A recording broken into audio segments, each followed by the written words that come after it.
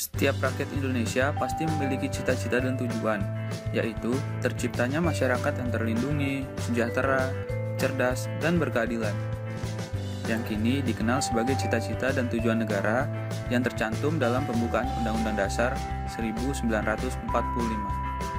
Segenap rakyat lalu mengamanahkan sisi tersebut kepada pemerintah agar terrealisasikan. Oleh karena itu, timbullah hak dan kewajiban pemerintah. Pemerintah berhak menguasai segala sumber daya, memperoleh sumber daya dari apa yang dimiliki rakyat, dan memungut pajak dari rakyat. Lalu bagaimana ya siklus penganggaran dari dana yang telah didapat oleh pemerintah tadi? Untuk melaksanakan dan mencapai tujuan dan cita-cita tersebut, diperlukan suatu rencana yang lebih konkret. Rencana tersebut kemudian disusun dalam bentuk rencana pembangunan jangka panjang nasional, yang merupakan rangkaian kegiatan pembangunan nasional yang berlangsung tanpa henti, dengan menaikkan kesejahteraan masyarakat dari generasi demi generasi. Pelaksanaan RPJP Nasional 2005 sampai dengan 2025 terbagi dalam tahap-tahap perencanaan pembangunan dalam periodisasi perencanaan pembangunan jangka menengah nasional 5 tahunan yang dituangkan dalam RPJM Nasional 1 tahun 2005 sampai dengan 2009. RPJM Nasional 2 tahun 2010 sampai dengan 2014, RPJM Nasional 3 tahun 2015 sampai dengan tahun 2019, RPJM Nasional 4 tahun 2020 sampai dengan 2024. RPJM memuat strategi pembangunan nasional, kebijakan umum, program kementerian atau lembaga, dan lintas kementerian atau lembaga kewilayahan dan lintas kewilayahan serta kerangka ekonomi makro yang mencakup gambaran perekonomian secara menyeluruh.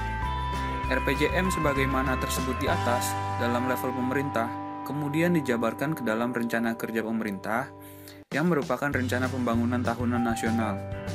RKP disusun dengan berpedoman pada performance-based budgeting, yaitu metode penganggaran dengan mengaitkan setiap pendanaan yang dituangkan dalam kegiatan-kegiatan dengan keluaran dan hasil yang diharapkan. Salah satu prinsip yang digunakan dalam penganggaran berbasis kinerja adalah money follow function. Yang kedua, yakni function follow by structure. Sementara untuk level kementerian dan lembaga, RKP diterjemahkan dalam rencana kerja kementerian lembaga yang merupakan kerangka pendanaan yang bersifat pagu indikatif, yang artinya berupa patokan atau ancer-ancer dari anggaran yang dibutuhkan tiap-tiap program kementerian atau lembaga. Setelah pagu indikatif ditentukan, selanjutnya disusunlah pagu sementara, di mana dalam pagu sementara tersebut telah mencantumkan angka-angka anggaran yang lebih mendekati kebutuhan sebenarnya tiap-tiap kementerian dan lembaga. Pagu sementara tersebut adalah rencana kerja kementerian atau lembaga yang memuat kebijakan, program, dan kegiatan yang dilengkapi sasaran. Dalam proses penyusunan rencana kerja anggaran kementerian dan lembaga, terdapat 3 hal yang bersifat penting untuk diperhatikan dan dipertimbangkan. Pertama, indikator kinerja atau ukuran kinerja terpilih alias Key Performance Indicator. Indikator kinerja penting, sebab seperti telah dibahas pada bab sebelumnya, bahwa penyusunan APBN sendiri menggunakan pedoman logic model.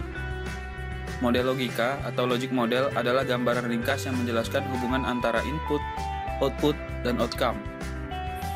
Dan indikator kinerjalah yang menjadi ukuran output dan outcome seperti apa yang harus dihasilkan. Hal kedua yang harus kita perhatikan selanjutnya adalah standar biaya. Standar biaya merupakan besaran biaya yang ditetapkan sebagai acuan perhitungan kebutuhan biaya kegiatan, baik yang bersifat umum maupun yang bersifat khusus. Hal ketiga yang tidak boleh diabaikan adalah informasi kinerja. Informasi kinerja merupakan bagian dari arsitektur dan informasi kinerja atau ADIK, yaitu penajaman isi RKAKL guna menunjukkan hubungan logis antara sumber daya atas input yang digunakan, kegiatan yang dilaksanakan, keluaran atau output yang dihasilkan, dan manfaat atau perubahan yang diinginkan atau yang dihasilkan, yaitu outcome. Dengan adanya program tersebut dalam penataan ADIK tersebut, sekali lagi, menggunakan pendekatan kerangka berpikir logic model, RKAKL dari tiap kementerian atau lembaga kemudian akan dikumpulkan dan disusun dalam bantuan Direktorat Jenderal Anggaran. Dari penyesuaian tersebut, maka terbentuklah rancangan APBN. Rancangan ini kemudian diserahkan kepada Presiden dan selanjutnya diusulkan oleh Presiden kepada DPR untuk dibahas bersama dengan mempertimbangkan pendapat DPD. Usulan Presiden tersebut umumnya dilakukan Presiden pada 16 Agustus. Setelah proses pembahasan selesai, apabila rancangan Undang-Undang APBN tersebut disetujui oleh DPR, maka pada bulan Oktober akan disahkan menjadi Undang-Undang APBN dan diberlakukan untuk tahun anggaran terkait. Setelah APBN ditetapkan dengan undang-undang, rincian pelaksanaan APBN dituangkan lebih lanjut dengan Peraturan Presiden tentang rincian APBN. Selanjutnya, Menteri atau pimpinan lembaga menyusun DIPA atau Daftar Isian Pelaksanaan Anggaran untuk kementerian negara atau lembaga yang dipimpinnya berdasarkan alokasi anggaran yang ditetapkan dalam Perpres tentang rincian APBN. DIPA tersebut disahkan oleh Menteri Keuangan.